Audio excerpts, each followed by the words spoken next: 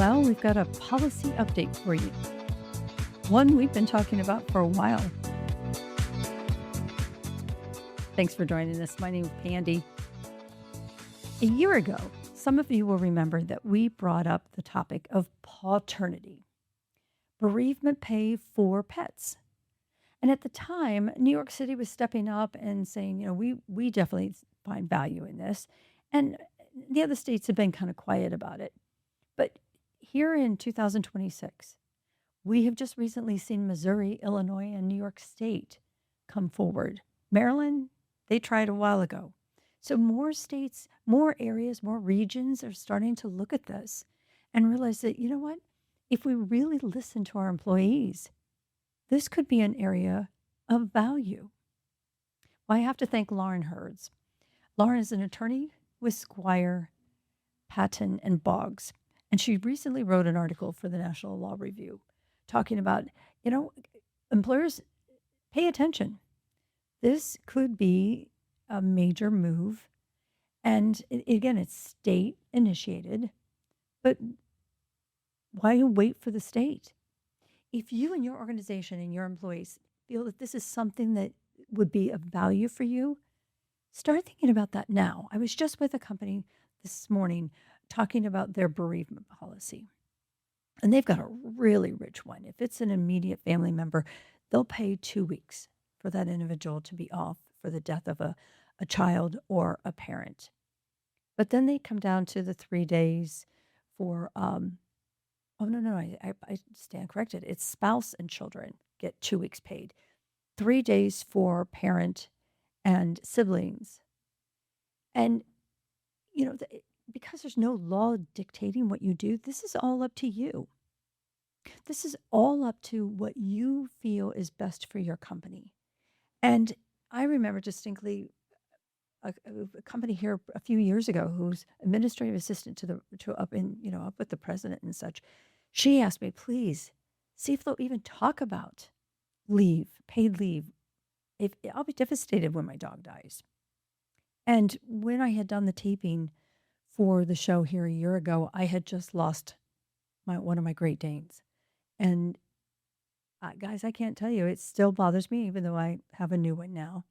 And I still get emotional about the death of my horse, the last horse I lost. And, it is what it is. They're family to many of us. And if you have never experienced that relationship, I would highly recommend it. But one of the things that Lauren puts emphasis in her paper on is how employers should go about this. And one of the things that she encourages you to do is define what a pet is. I just mentioned a horse and a dog, but my 5-year-old grandson has a bearded dragon. That's his pet. And I know some people have birds.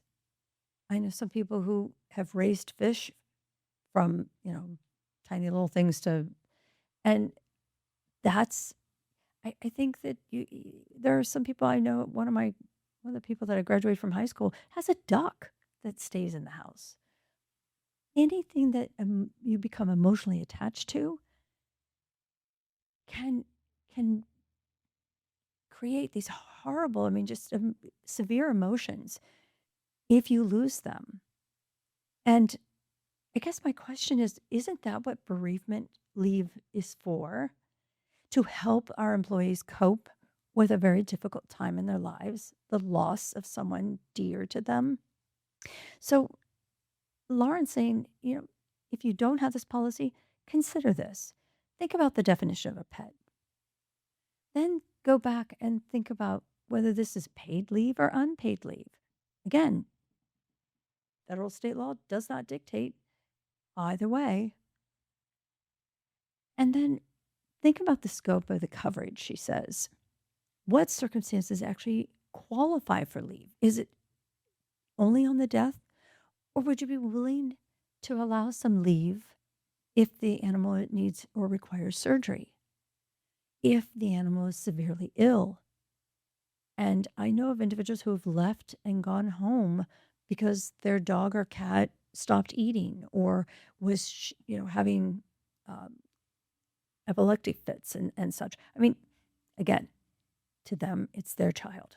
They want to be there and comfort it as it comforts them. So Lauren's questions are great, but I want to challenge each of you. I want you to think about what bereavement leave is actually for. Why do you have it?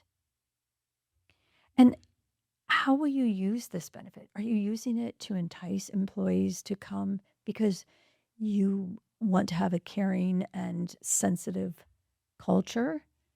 Are you using it for scheduling purposes to say, this is the reason the individual is out? What is reasonable? Is it reasonable to offer bereavement if you only have 2 people? Is it more reasonable to offer bereavement if you have 30 people, 300? And this employer I met with this morning was giving 2 weeks paid. Is that reasonable for a small company to consider? These are all questions you have to answer. These are all questions that you and your team have to decide what's best for us. But I'm telling you right now, I really think this whole conversation of paternity is not going to go away. Bereavement certainly isn't. I mean, I don't know of a company that doesn't offer some sort of bereavement. And even if it's a discretionary, where they don't necessarily put a policy in place, but if someone loses a family member or someone close, they allow them to take the leave. So, Pawternity, is it something you want to consider?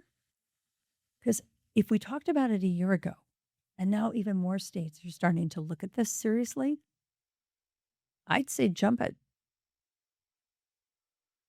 Go ahead. Don't wait on the state. Take a good look at who you employ. Talk to them. Have they already asked for it? And then be reasonable. We're not asking the sun and the moon. And how often does somebody pass away, whether it's a human being or a pet? How often is this going to occur? How often will you have to exercise this policy? Probably not enough to not have it. Pawternity. Thanks, Lauren. You got my wheels spinning.